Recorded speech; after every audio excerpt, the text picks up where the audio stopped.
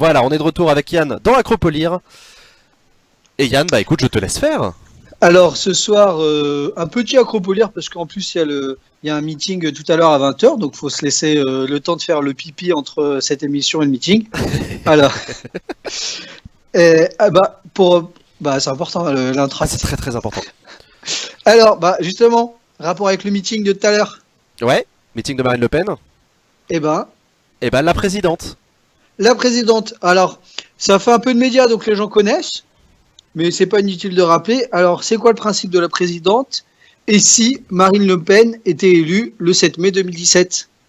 C'est une BD, donc une BD fiction qui imagine BD fiction. l'élection de Marine Le Pen dans Et 2 les semaines. conséquences. Et les conséquences. Écrit par François Durper et Farid Boudjelal.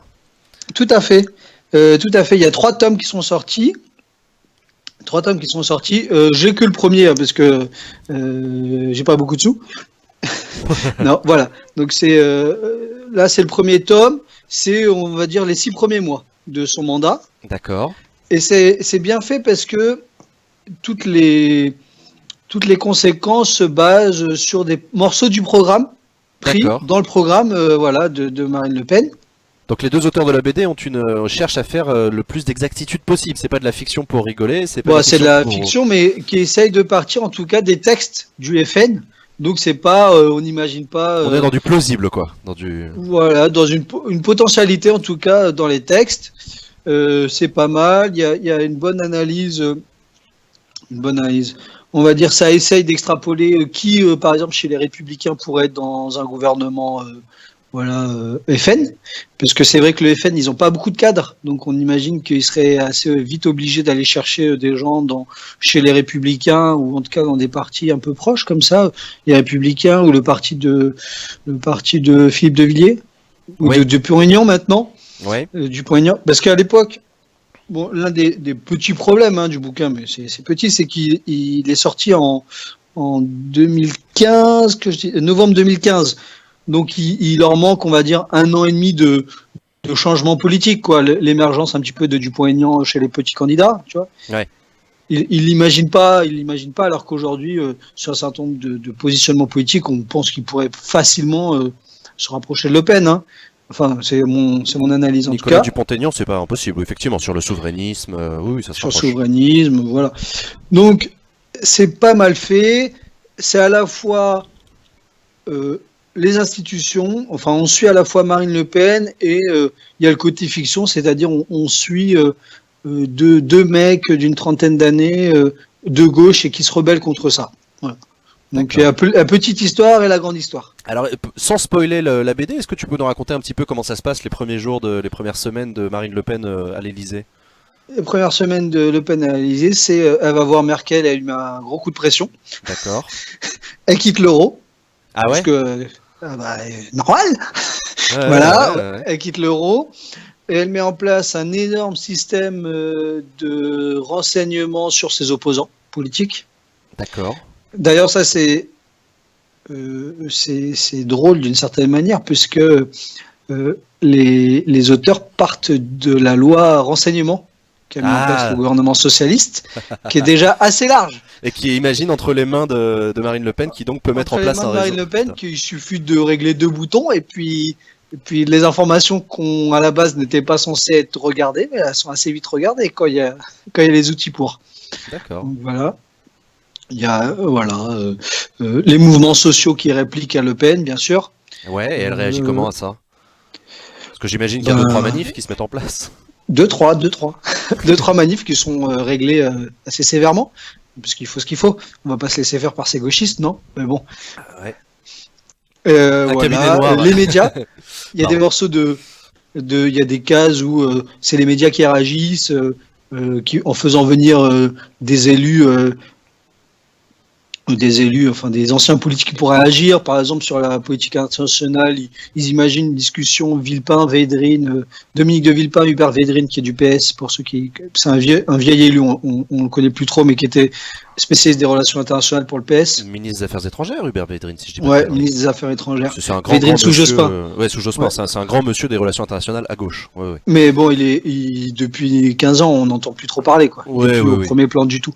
Donc pour les jeunes auditeurs et regardent, ouais. téléspectateurs. Ça dit peut-être rien aux gens, Védrine, effectivement. Vadrine, voilà, il écrit de temps en temps des petits essais, des petits articles qui sont pas inintéressants. Je crois qu'il reste une plume importante du Ouais. monde. Enfin, ouais, non, il écrit des trucs. C'est une voix qui est écoutée par les milieux autorisés. Mais effectivement, c'est Ouais, vraiment je crois pas qu'il soutient Macron d'ailleurs. Je crois avoir vu ça, lu ça possible, il y a hein. une semaine. Et voilà, enfin, ils mettent tout ça là-dedans et ils essaient d'imaginer un futur possible.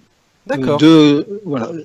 Donc, Marine Le Pen, la présidente, 3 tomes, 20 € chacun. Bon, c'est une BD, c'est de qualité, hein, il y a de l'épaisseur, mais voilà, c'est un investissement si on veut se lancer sur les 3 tomes d'un coup. C'est d'ailleurs pour ça que je ne l'ai pas fait. Mais, parce qu'il faut manger à la fin du mois. Ouais, Mais, ouais. voilà. 20 Donc, euros, 20 euros, ça fait 3 kebabs, ouais. Bon. Un peu plus, mais Ouais, un peu voilà. Donc, c'est pas inintéressant là-dessus. Là, Ok. on est dans la fiction. On rentre dans des bouquins politiques un peu moins fiction et un peu plus pédago et biographique, oserais-je dire. Ok. Pédago. Alors, je vois pas, il faut que tu Faire, lises le texte, il faut que tu lises le titre parce que moi j'ai Ah. j'ai un délai de 10 secondes avant de voir ce que tu Faire la loi, du sous-sol des ministères au décret d'application en passant par l'Assemblée, 2 points, l'exemple de la loi Macron. Et en fait, C'est pas le bon exemple, c'est con. de quoi? Bah, la loi Macron, elle a été votée par un 49.3, donc. Ouais, à la fin. C'est Mais il y a pas eu le du meilleur. débat un petit peu. Ouais, c'est vrai, t'as raison. Il y a eu des débats sur Il y les a eu un amendements. peu de débat, justement. En plus, il y a tout. Il y a du débat et du 49.3.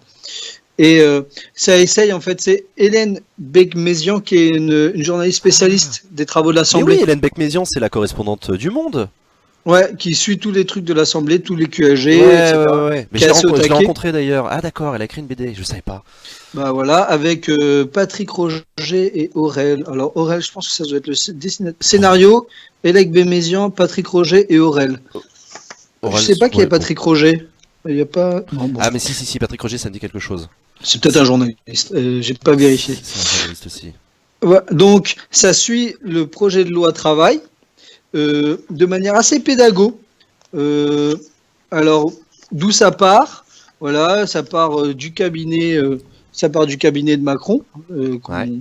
Voilà, Un cabinet, je rappelle, c'est l'équipe de collaborateurs qui entoure un ministre Voilà. et qui travaille avec lui à préparer. La Exactement. Et ce qui est bien, c'est qu'à chaque fois, en plus, comme c'est une histoire vraie, parce que Beck-Mézian, elle est très introduite dans ces questions-là.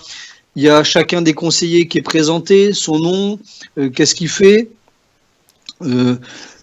On explique les passages en cabinet ministériel, en conseil des ministres, les négociations avec les autres ministres. Toi, tu as connu un petit peu ça. Ouais. Voilà. Comment on anticipe les réactions médiatiques. J'ai connu ça parce qu'à l'époque, Macron, il voulait que les médicaments soient vendus en grande surface. Ah, oui, Et oui, je me souviens. Marisol Touraine, elle lui a dit non.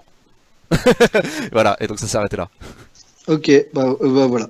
Et ils expliquent voilà, les discussions en commission. On connaît pas trop les commissions parce que Ouais, effectivement. déjà que les QAG c'est compliqué. Alors les commissions, alors que c'est d'une certaine manière presque plus intéressant. Hein. Enfin, c'est mon avis personnel parce que c'est vraiment la loi dans l'artisanat de la loi. Hein. D'autant que les commissions ont pris beaucoup plus d'importance qu'auparavant depuis la réforme de 2008. Je rentre pas dans le détail, mais effectivement, les commissions, ce sont ces fameuses réunions à plus petit comité que l'hémicycle pour débattre des amendements sur la loi. Et donc c'est là effectivement qu'on écrit physiquement la loi, quoi. Alors j'essaie de trouver une image un petit peu sympa qui présente tout ça. Bah là par exemple, alors je vais essayer de caler ça bien. Là c'est Macron qui rencontre Richard Ferrand, qui a été le député et rapporteur de sa loi à l'Assemblée nationale, et Richard Ferrand qui lui fait, on voit un petit schéma là en haut, c'est voilà pour chaque député de quel parti il vient, quelle est sa tendance, notamment Richard Ferrand, comme il est du PS et que c'est la majorité à l'EPS, il dit voilà, il faut donner un petit peu de gauchisme à tel député qui est proche des frondeurs, à lui qui est plutôt valsiste et libéral, tu lui donnes un petit peu de ça et normalement au fin du fin ça devrait passer. Donc ça explique les négociations qui sont au cœur aussi des projets de loi, parce que certains députés disent non mais moi si ça c'est mort, je le voterai jamais. En plus dans ma circo il y a une industrie qui est en jeu par rapport à ça. Si je le vote, moi je me tire une balle. Il dit bon ok on peut négocier là-dessus. Voilà, il y a toutes ces discussions.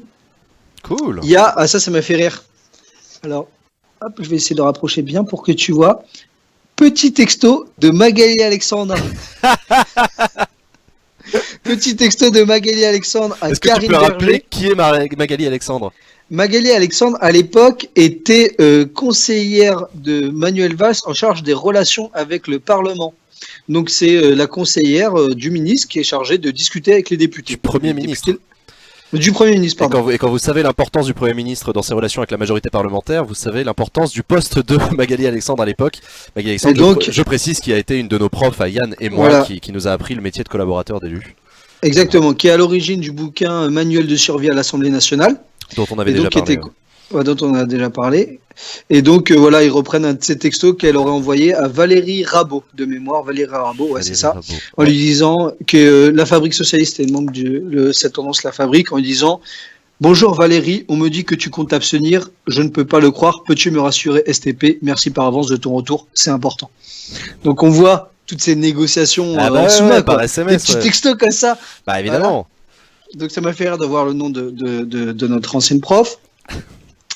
Il y a des petits schémas comme ça pour voir les navettes parlementaires. Ouais, la navette, vous savez, je vous ai expliqué, la navette, pour ceux qui ne le savent pas, c'est l'aller-retour d'un texte entre les deux chambres du Parlement, puisque le but du jeu à la terme, c'est que les deux chambres du Parlement se mettent d'accord sur une version commune du texte. Ah ouais, donc t'as un schéma sur la navette avec le 49.3 à chaque fois. Voilà, exactement. Donc, il y a toutes ces discussions. Il parle aussi des termes techniques. Par exemple, qu'est-ce que c'est un cavalier? Ouais. Alors, on dit que le Conseil constitutionnel peigne les cavaliers. Moi, je ne savais pas qu'on disait peigne le cavalier. Ça te dit quelque chose? Non, je sais qu'ils censurent les cavaliers parce qu'ils détestent ça, mais je sais ouais, mais les cavaliers, c'est une expression que je connaissais pas, peut-être. Ouais. Bah voilà. Tu peux rappeler ce que c'est qu'un cavalier, du coup? Tout à fait. Bah, c'est écrit. Je ne fais que lire. Vas-y. Les cavaliers sont des articles issus d'amendements qui n'ont rien à voir avec la loi initiale. Ils ont été mis là pour passer inaperçus dans la masse, comme des chevaux de Troie. Le Conseil constitutionnel nettoie donc tout ça. Dans la loi Macron, on en a enlevé une vingtaine. Voilà. Bah, c'est-à-dire que la loi Macron avait des contours tellement flous qu'effectivement il y elle avait touchait, des trucs un peu bizarres. Bah, elle touchait à tout. Et donc, voilà, okay, ils expliquent tout ça. Il y a aussi l'entonnoir. Donc le nombre des arrêts, bah voilà. L'entonnoir est lié au principe de la navette entre l'Assemblée nationale et le Sénat. Au fur et à mesure de l'examen des textes par les deux chambres, les articles votés sont sortis des échanges. Ils sont validés, on n'y revient pas. Le nombre des articles qui restent en examen se réduit donc et le débat se restreint au point de désaccord. C'est ça. Donc en fait, il y a des discussions en entonnoir parce que ça on est d'accord, ça réduit le nombre. Ça on est d'accord, ça réduit le nombre. Machin, jusqu'à qu'il reste plus rien à discuter. Et donc c'est ça qu'ils disent la discussion en entonnoir. Le but du jeu étant qu'on ne discute pas deux fois d'un truc, une fois qu'on a qui a été validé. Une fois qu'on a arrêté une position, qu'on a voté, on rediscute pas de l'amendement qui dit exactement la même chose. Okay. Donc à la fin, petit bilan de la loi Macron un an après. Voilà. Et d'autant qu'il y a un truc intéressant dans le titre du livre, dans le sous-titre du livre, c'est des cabinets ministériels jusqu'au décret d'application.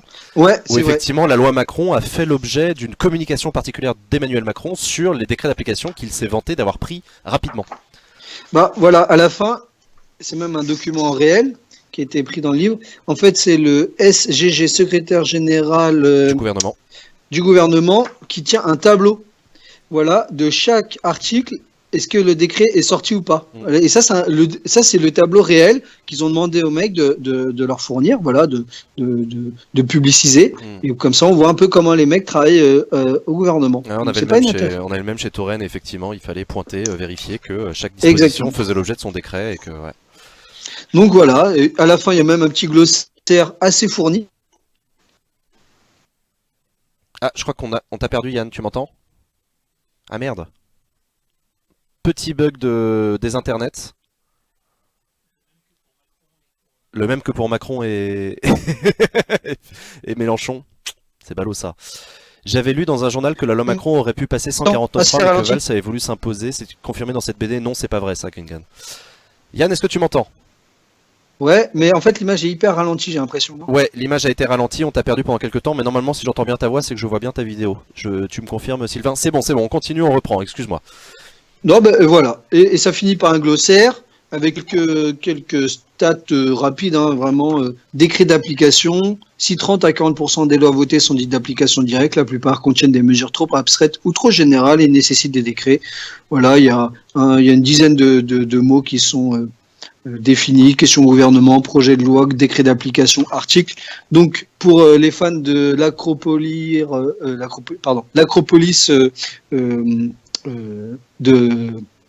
des origines, c'est-à-dire les QAG. Ouais, non, enfin, parce que là, les on en vrais, fait quoi, plus les anciens. voilà, les anciens, non, parce que là, bon, comme le Parlement, enfin l'Assemblée est fait dodo, donc on n'en fait plus trop. Mais pour ceux qui nous rejoignent depuis lors, quand on va se remettre au QAG, c'est vrai que c'est un bouquin qui est intéressant pour un peu comprendre ce que peut dire Jean de temps en temps sur les mots qu'il utilise et comprendre au-delà des questions au gouvernement, quel endroit Comment on fabrique de la une loi loi on est. Comment Voilà. on fabrique une loi dans ce pays et c'est Comment on fabrique une loi dans cool. ce pays. Et si éventuellement de temps en temps, comme Jean a pu le faire, il fait des streams de commission, comme ça vous comprendrez encore mieux. Ouais, je vous conseille d'avoir cette BD dans votre bibliothèque, effectivement. Voilà, et elle coûte de mémoire, parce qu'il n'y a pas le prix, je crois que c'est 14,50 aux éditions Glénat. Voilà, il y a un peu d'épaisseur, il y a un peu de lecture. Je pense que c'est un bouquin vraiment qui fait un peu manuel, donc c'est pas perdu. Ouais. Je finis par une BD qui est intéressante parce qu'elle fait un peu le lien entre les deux. À la fois, elle nous explique comment une loi se fait, mais aussi comment le travail se fait, surtout en cabinet ministériel. Et au cœur de cette question-là, on se souvient qu'on en avait un peu parlé avec le bouquin de Pierre Jacquemin, qui parlait de comment la loi travail était passée au cabinet de Myriam El Khomri. Ouais, effectivement. Et ben là, c'est un autre conseiller qui a fait une BD. Ouais. Alors, Mathieu Angotti, Désintégration, journal d'un conseiller à Matignon. Alors, Mathieu Angotti, c'était le conseiller, comment on appelle ça, conseiller pauvreté et intégration. Ouais, d'accord. De Jean-Marc Ayrault. Voilà. D'accord. De Jean-Marc Ayrault quand il était Premier ministre. Et quand il arrive au cabinet du Premier ministre, il se trouve que lui, il a un parcours assez intéressant parce que c'est pas du tout un politique. Il travaille dans l'associatif. Voilà. Il travaille dans l'associatif. Et quand il est arrivé, un de ses potes qui est justement BDaste, dessinateur de BD, je ne sais pas. BDaste, c'est BG, c'est pas mal BDaste. Dessinateur, je crois. Et ben, il lui a dit, prends des notes tous les jours de ce qui se passe. Et peut-être ça donnera un truc. Et il a pris des notes tous les jours. Et en fait, Désintégration, ça raconte comment le projet de loi intégration du Premier ministre est parti du cerveau notamment de ce conseiller qui le portait, jusqu'à rien, parce qu'il raconte comment le projet de loi a été à la fois porté, et puis qu'il y a eu des crises médiatiques, des crises politiques, et que finalement le projet de loi est mort-né. Il n'a aucun décret d'application du projet de loi. Donc la loi a été votée, mais pas de décret d'application. Putain. Ah, c'est intéressant ça.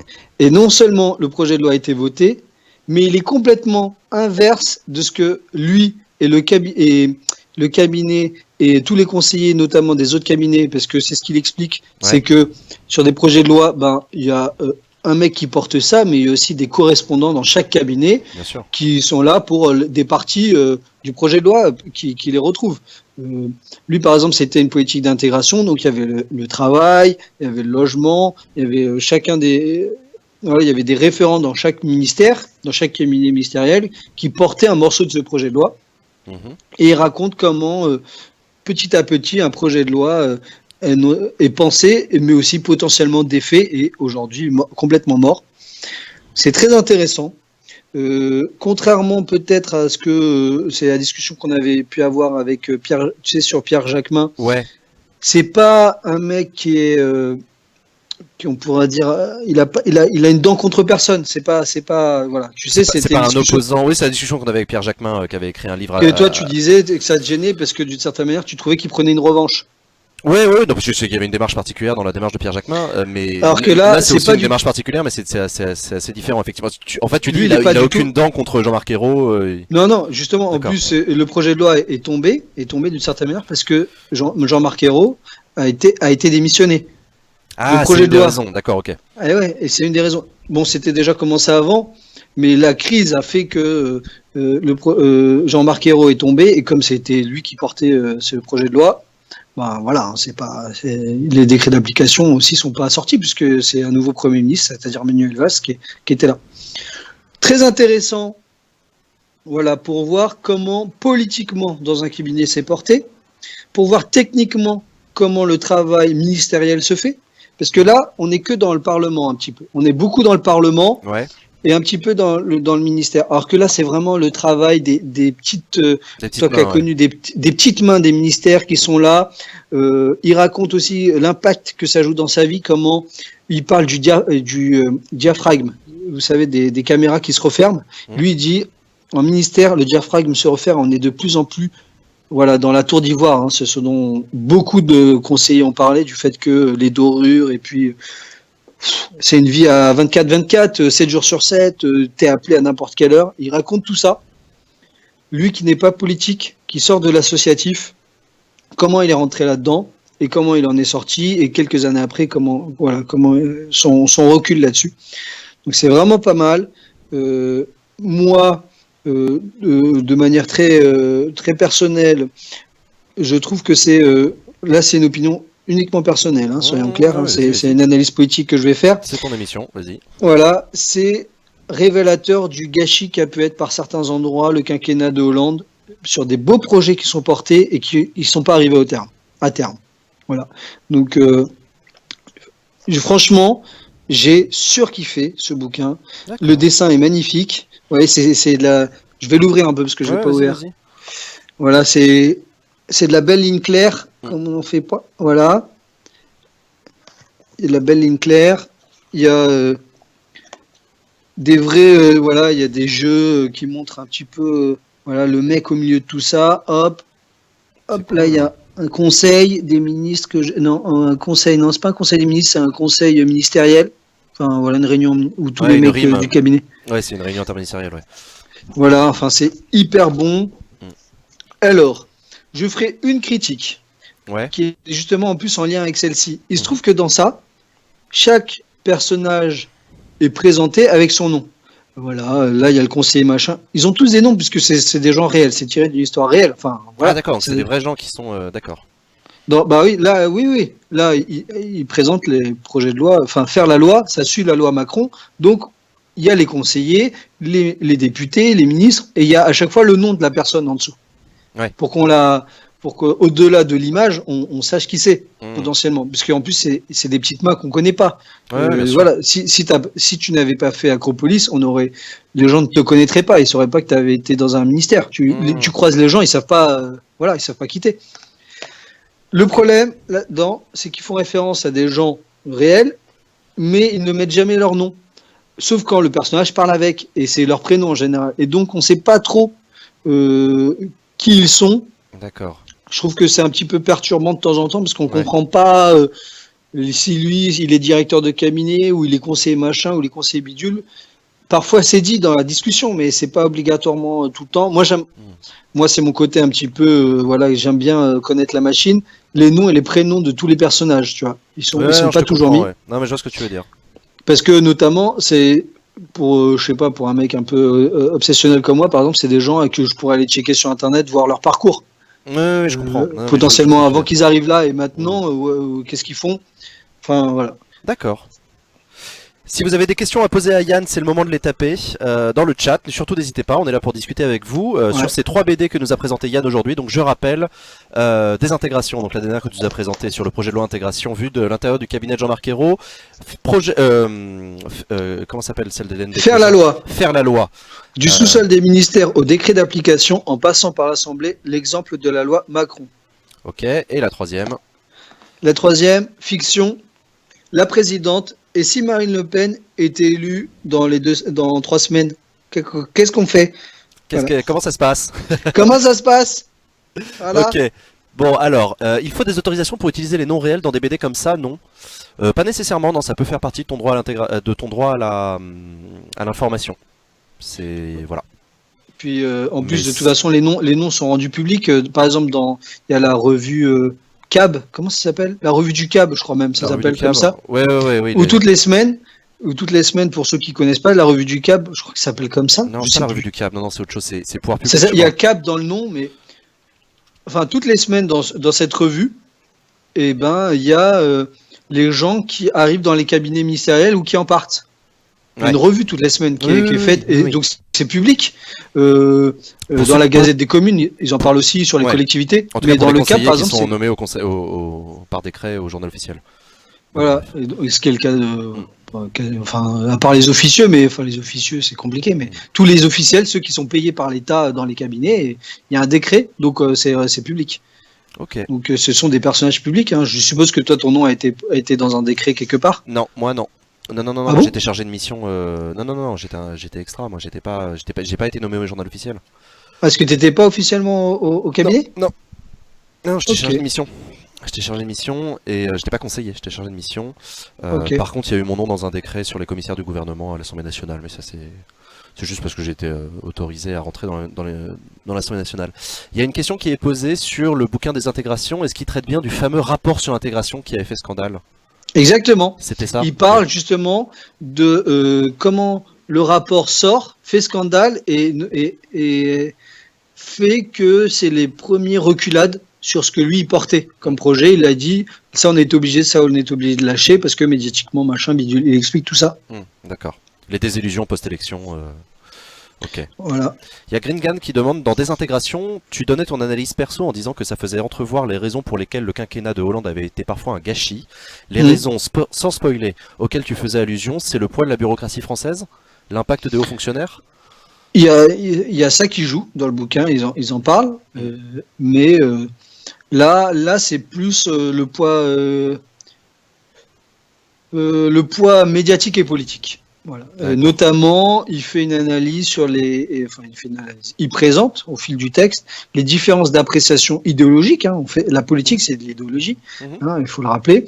D'appréciation idéologique entre la ligne Manuel Valls et la ligne Jean-Marc Ayrault sur ces questions-là. D'accord. Voilà. Avec des lignes que vous pouvez imaginer, mais je vais pas spoiler, mais voilà. Non, mais effectivement, on sait que Manuel Valls et Jean-Marc Ayrault n'étaient pas d'accord sur beaucoup de choses, mais en partie sur la politique d'intégration. Donc voilà.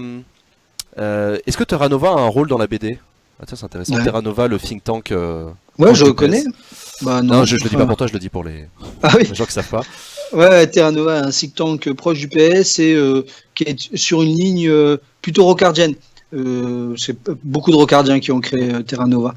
Non, ça, ils en parlent pas. D'ailleurs, Terra Nova, ils ont une présence médiatique et un peu politique, mais je suis pas sûr que ça soit.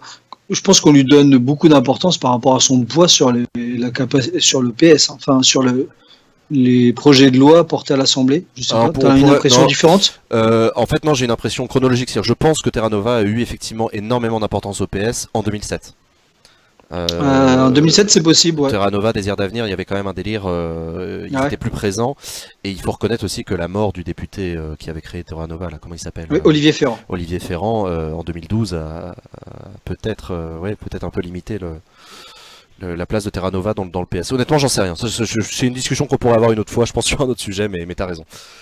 Okay. Non, il n'y a pas de mention particulière, aucune mention à Terra Nova. Donc. Ok. Ouais. Et ben écoute, merci beaucoup Yann pour ces questions, pour ces suggestions de BD aujourd'hui en lien avec l'actualité directe. Donc c'est vraiment cool. Voilà, il faut pas hésiter. Il y en a plein d'autres que j'ai pas eu le temps de présenter parce qu'il y a beaucoup de sorties en ce moment. Ouais. Il faut pas hésiter à recommander à Yann des BD, hein, surtout n'hésitez pas. Voilà, et à discuter. Voyez avec Valentin, le stagiaire, sur le Discord ou quoi. Je crois qu'il est sur le Discord, Valentin. Oui, Valentin est sur le Discord.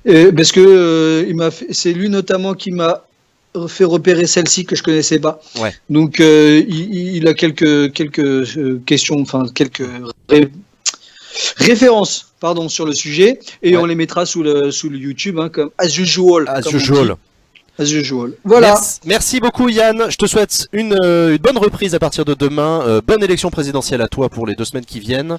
Tout à fait. Je tiendrai mon bureau comme un bon président de bureau de vote que je suis. Ah, ce sera intéressant que tu nous racontes comment on tient un bureau de vote à l'occasion après la présidentielle. Merci. Surtout que c'est vote électronique à Brest. Ah, bonheur. Allez. Merci à tous et à toutes d'avoir regardé cette émission. Elle sera disponible sur Acropolis Replay comme d'habitude. Générique, fin d'émission. On se retrouve dans un quart d'heure pour le meeting de Marine Le Pen. À tout de suite. Ciao.